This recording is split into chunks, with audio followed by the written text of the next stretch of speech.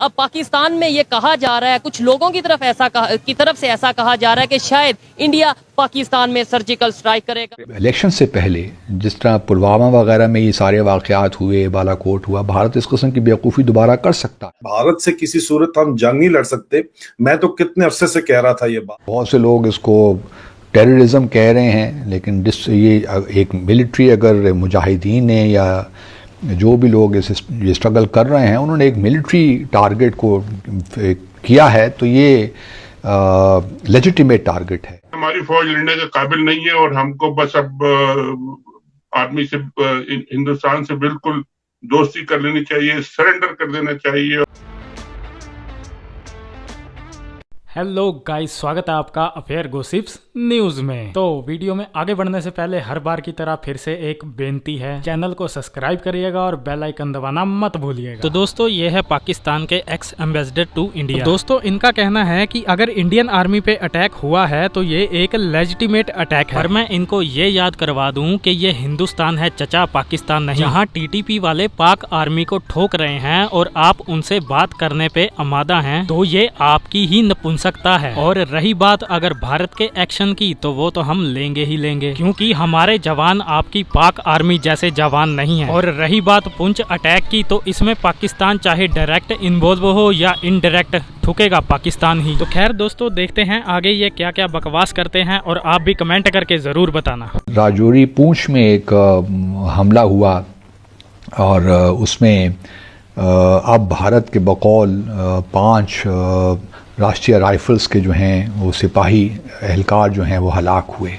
پہلے تو ہم نے سنا کہ جی لائٹننگ کی وجہ سے وہ بلاسٹ، ایک لائٹننگ تھی اس کی وجہ سے یہ بس تباہ ہوئی۔ پھر بعد میں بہت سی اس میں بھارت کے نیریٹو میں تبدیلیاں آتی رہیں، اور جو بھارت کا ایک وتیرہ ہے کہ فوری طور پہ الزام پاکستان پہ لگا دیتا ہے، تو اس بار بھی پاکستان پہ ہی الزام لگایا گیا اور بہت سی باتیں آ رہی ہیں۔ کبھی کہہ رہے ہیں جیش محمد اور کبھی لشکر طیبہ، تو اس قسم کے نام بھی سننے کو مل رہے ہیں۔ اور اب بھارت میں یہ بھی ایک بحث چل پڑی ہے کہ کیا بھارت جو اس وقت دعوت نامہ دیا تھا بلاول زرداری صاحب کو، ہمارے وزیر خارجہ کو، کہ وہ شنگھائی کوآپریشن آرگنائزیشن اٹینڈ کریں، تو کیا اس دعوت نامے کو وڈرا کر سکتا ہے کہ نہیں؟ وہ تو شاید نہیں کر سکتا، اور میرا نہیں خیال کہ بھارت ایسا کام کرے گا۔ لیکن یہ ایس سی او کی میٹنگ سے پہلے اس قسم کا واقعہ ہونا یہ بھی اس بات کی نشاندہی کرتا ہے کہ جب بھی اس قسم کے ایک بڑا ایونٹ کوئی ہوتا ہے بھارت میں یا پاکستان میں تو اس قسم کی چیز ہو جاتی ہے بھارت میں۔ گو کہ بہت سے لوگ اس کو ٹیررزم کہہ رہے ہیں، لیکن یہ ایک ملٹری، اگر مجاہدین نے یا جو بھی لوگ یہ اسٹرگل کر رہے ہیں انہوں نے ایک ملٹری ٹارگٹ کو کیا ہے تو یہ لیجیٹیمیٹ ٹارگٹ ہے، کوئی سویلین ٹارگٹ نہیں تھے۔ تو اس وجہ سے یہ ایک لیجیٹیمیٹ اسٹرگل ہے، اور اس میں لیجیٹیمیٹ ٹارگٹ ہے۔ اگر آپ سویلین کو نہیں ٹارگٹ کر رہے تو بالکل انٹرنیشنل لاء میں اس کی اجازت ہے، اور کیونکہ یہی لوگ کشمیریوں پہ جو ظلم کر رہے ہیں وہ ہم سب جانتے ہیں۔ تو اس وجہ سے اب لوگ جو ہیں یہ بھی کہہ رہے ہیں، پاکستان میں لوگ اس خدشے کا اظہار کر رہے ہیں کہ شاید انڈیا اٹیک کرنے کی اس میں ہے سرجیکل اسٹرائک، جو بالا کوٹ میں ایک بیوقوفی کی تھی بھارت نے۔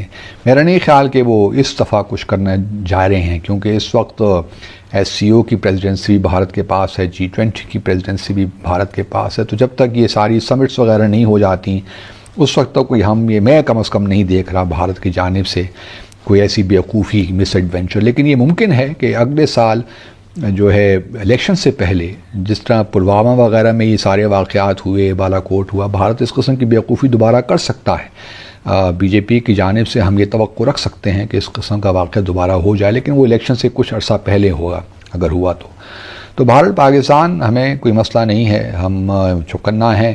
جو لوگ یہ خیال کرتے ہیں، وہ ایکس آرمی چیف کے حوالے سے کچھ باتیں بھی ہو رہی ہیں کہ انہوں نے کہا کہ پاکستان اس قابل نہیں ہے کہ وہ بھارت کے ساتھ جنگ کر سکے، تو ایسی کوئی بات نہیں ہے۔ میں سمجھتا ہوں کہ بھارت کو معلوم ہے کہ ویئر ڈو وی اسٹینڈ، اور جب عوام میں جذبہ ہو تو پھر کوئی طاقت، دنیا کی کوئی طاقت اس ملک کو کم از کم شکست نہیں دے سکتی۔ تو دوستوں آج کی ویڈیو میں اتنا ہی، ملتے ہیں ایسے ہی کسی نیکسٹ ویڈیو میں، تب تک کے لیے پیس آؤٹ اینڈ جے ہند۔